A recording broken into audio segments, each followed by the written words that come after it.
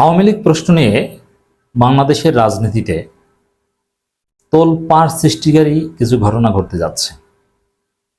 আওয়ামী লীগ নিষিদ্ধের দাবিতে তরুণরা ঐক্যবদ্ধ হচ্ছে। বিএনপি জামাত তারা নিষিদ্ধে রাজি না, বিশেষ করে নির্বাহী আদেশে নিষিদ্ধে রাজি না। আর জুডিশিয়াল প্রক্রিয়া নিষিদ্ধ মানে নিষিদ্ধ না, এটা আগামী 10 বছরও নিষিদ্ধের মুখ দেখা লাগবে না। জুডিশিয়াল প্রক্রিয়া আদৌ এইভাবে সম্ভব হয় না। তো এই জন্য তরুণদের দাবি যে জুডিশিয়াল প্রক্রিয়া নিষিদ্ধের প্রক্রিয়া চালাতে হবে, সবার ঐক্যমতের ভিত্তিতেও নিষিদ্ধ হতে হবে এবং সরকার নির্বাহী আদেশও নিষিদ্ধ করতে হবে। আবার সরকার সিদ্ধান্ত নিয়েছে যে না, এই সরকারের আওয়ামী লীগ নিষিদ্ধ করার পরিকল্পনা নাই, এটা প্রফেসর নিজেই জানিয়ে দিয়েছেন।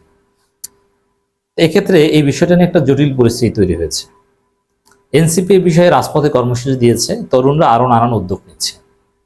এর মানে বুইরা খাটাসদের রাজনৈতিক দল আর একটা মায়ের বাংলাদেশে খাবে, মায়ের বলতে একটা ধরা খাবে। তরুণরা এটা নিয়ে মাঠে নামবে, সরকারকে বাধ্য করবে। মানে আগামী দিনের রাজনীতির নানান অনুষঙ্গের মধ্যে একটা হবে আওয়ামী লীগ নিষিদ্ধের পক্ষে বিপক্ষে কে আওয়ামী লীগ নিষিদ্ধে কে ভূমিকা রাখছে, কার অবস্থান কি, এগুলো রাজনীতিতে গুরুত্বপূর্ণ ভূমিকা পালন করবে সামনের দিনগুলোতে। ৩৫ সংগঠন নিয়ে হলো জুলাই ঐক্যজোট। এই জুলাই ঐক্যজোট বেসিক্যালি আওয়ামী লীগ নিষিদ্ধের দাবিতে। এখন এই ৩৫ সংগঠন এটা গুরুত্বপূর্ণ কেউ নয়, বা এখানে অনেকে আছে অনেকে নেই, এটা নিয়ে কথা আছে। কিন্তু এটাকে আমি দেখতে চাই যে তরুণরা ঐক্যবদ্ধ হচ্ছে, আওয়ামী লীগ নিষিদ্ধের ভাবে জোট হচ্ছে, সামনে এরা কর্মসূচি দেবে, যুগপৎ আন্দোলন হবে আওয়ামী লীগ নিষিদ্ধের দাবিতে।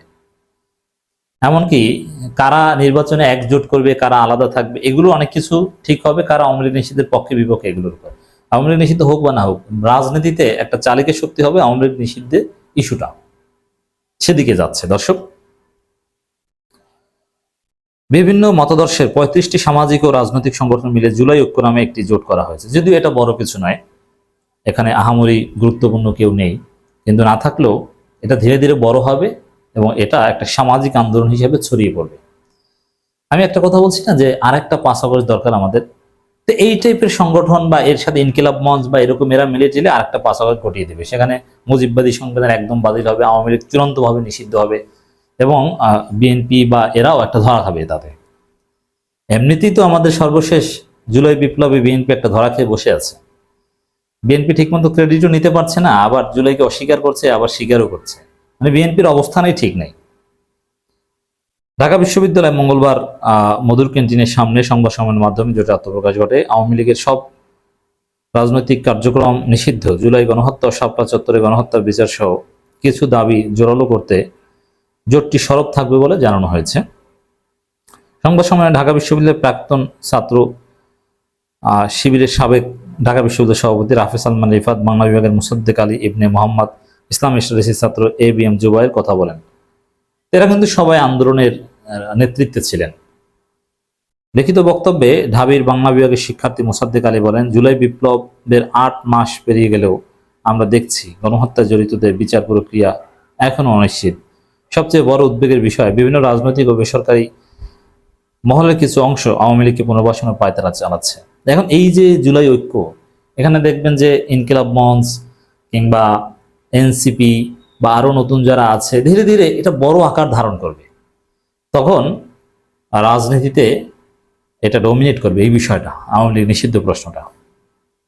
তিনি আরো বলেন, জোটের মূল উদ্দেশ্য জুলাই বিপ্লবে অংশগ্রহণকারীদের সাংবিধানিক নিরাপত্তা নিশ্চিত, ফ্যাসিস্ট আওয়ামী লীগের সব রাজনৈতিক কার্যক্রম নিষিদ্ধ এবং 24-এর গণহত্যা, শাপলা ট্র্যাজেডি, পিলখানা ট্র্যাজেডি, গুম খুন দুর্নীতি সহ বিগত 15.5 বছরে যেসব অপকর্ম সংঘটিত হয়েছে তার সঙ্গে জড়িত সবার বিচার প্রক্রিয়া ত্বরান্বিত করতে প্রয়োজনীয় কর্মসূচি জারি রাখা।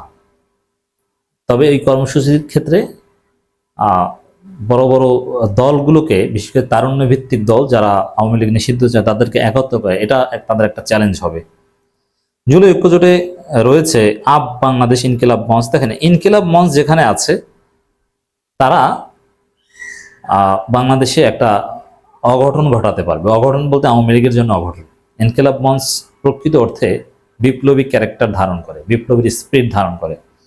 অতএব দেখবেন যে ওই শাহবাগ কায়েম করেছিল না আওয়ামী লীগের, প্রো আওয়ামী লীগ লোকজন, তো এরকম এবার শাহবাগে বসে পড়া আওয়ামী লীগ নিষিদ্ধ না হওয়া পর্যন্ত গণজাগরণ মঞ্চ টাইপের এই টাইপের কিছু একটা ইনকলাব মঞ্চের নেতৃত্বে বা এই জুলাই ঐক্যজোটের নেতৃত্বে হতে পারে। অতএব এটা রাজনীতিতে একটা তোলপাড় তৈরি করে দেওয়ার মতো ঘটনা ঘটাবে। Anti fascist coalition, July revolution journalist alliance, July revolutionary alliance, private university students alliance of Bangladesh, private university national association of Bangladesh, students alliance for democracy, বিপ্লবী ছাত্র পরিষদ, একতার বাংলাদেশ, রক্তিম জুলাই, সোচ্চার নিরাপদ বাংলাদেশ চাই। এখন ছোট ছোট অনেক নাম সর্বস্ব সংগঠন আছে, বা আরো অনেকে অভিযোগ করেছে যে আমাদেরকে তো ডাকা হয় নাই, আমরাও থাকতে চাই, তারা অনেকে সরি বলে আবার তাদেরকে রাখতে চাচ্ছে। তো এক কথায় যদি বলি দর্শক, এই সংগঠনটা বাংলাদেশের রাজনীতিতে, আগামী দিনে বাংলাদেশের রাজনীতিতে তোলপাড় তৈরি করে দিতে একটা উদ্যোগ নেওয়া হয়েছে এবং তারা দিতে পারবে। সেটা কিভাবে? শাহবাগে বসে পড়া গণজাগরণ মঞ্চ টাইপের এরকম একটা কিছু করা, এবং তারা ওই গণজাগরণ মঞ্চ তো ছিল ভুয়া, আর এটা হবে প্রকৃত গণজাগরণ মঞ্চ, যে জাগরণের ফলে সরকার যুগান্তকারী অনেক সংস্কার বা অনেক সিদ্ধান্ত নিতে বাধ্য হবে বলে আমি বিশ্বাস করি।